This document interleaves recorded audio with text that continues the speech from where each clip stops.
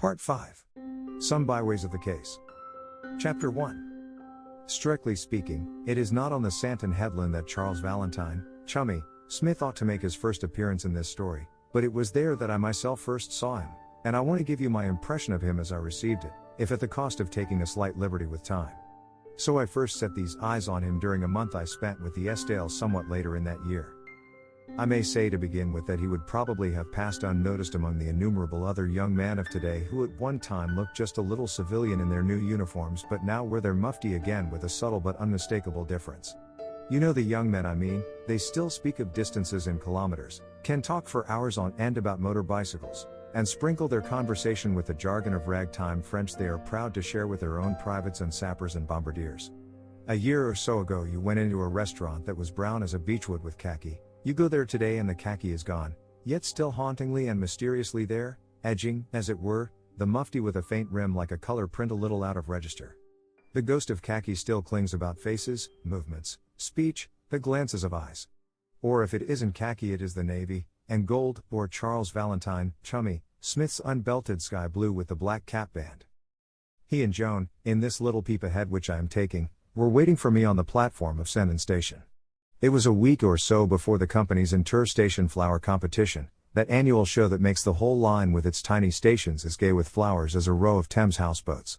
Geraniums and marguerites hung in boxes from the canopies, the sills of the porter's room were a rage of bloom, and lobelia and red bachelor's buttons and white pebbles from the shore were set in patriotic emblems all the way from the booking office to the signal box, which alone was bare. As the train drew up I saw them standing together on the sunny platform, with a bower of ramblers over their heads and a heaven of larkspur behind them. Charles Valentine Smith was for taking my 2 bags to the trap that waited at the level crossing, but peremptorily Joan pushed him away and called a porter. The presence of the trap did not mean that Chummy could not walk yet, for with the help of a stick he got about quite well, though the cliff path down to the shore was still too much for him. And I may here mention, quite incidentally, the role I was apparently cast for in advance. Auntie Joan was supposed to take the children down to the shore every day.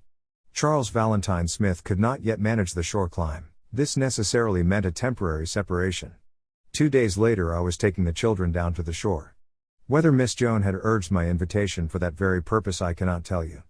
So I was introduced to our young murderer, or he to me, I forget which of us was the personage in Joan's eyes, and we sought the trap. Joan drove, and paved the way for our better acquaintance by telling Mr. Smith, in these words, that I was still young at heart. And her pleasant young assassin called me sir. I suppose I am entitled to be called sir by these youngsters, but I am far from standing on my rights in this respect. He had his Joan, and I saw no reason for rubbing it in.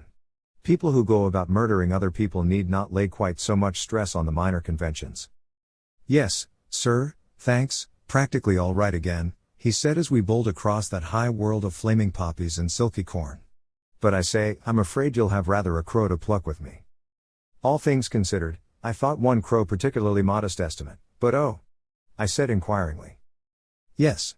I know it's your room, sir, and any old flea bag would do for me, but it's all Joan and Mrs. Estale. In fact, I carried all my gear out this morning, but they've toted everything back again. Oh, but he likes that little room at the end. Joan cooingly reassured him. He gets the morning sun, and it's beautifully cool in the afternoons. If you mean that I'm in the habit of sleeping in the afternoons I wish to inform you that I'm not, I answered her coldly. And if the room you speak of is that little covered place just above where the hens are fed. Yes, that's the one, she answered with a darling smile. I call it quite large, and I've put you 1 or 2 nice books to read, and I arranged the flowers myself. Come up, Robin. So Smith had the room that I, the introducer of these Estale people to my loved Santon, had hitherto always had, and I was given the one with the morning sun. You might suppose from Joan's words that the sun shone directly in, filling it with gaiety and brightness. Not a bit of it. That morning sunlight she so extolled was a greenish and aquarium, like half-light thrown up from the steep bit of paddock that comprised the whole of my view. And, lest I should oversleep, an enormous bronze cock, mounting to the little sloping roof of the henhouse below, was able to sound his clarion note practically on the drum of my ear.